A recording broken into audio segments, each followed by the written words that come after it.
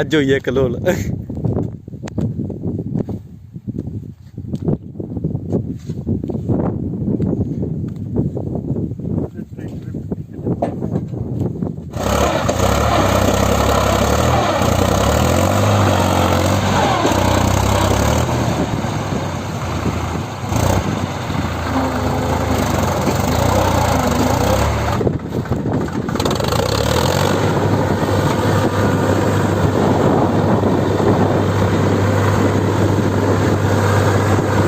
ਕਹੀ ਕੱਢ ਦੇ।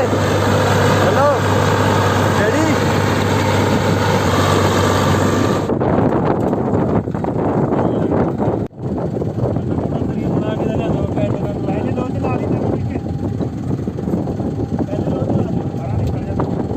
ਗਈ ਥੋੜੀ ਆਪੇ ਚੱਕ ਲਓ, ਉੱਪਰ ਚੱਕ ਲਓ, ਚੱਕੀ ਜਾਂਦੀ ਹੈ।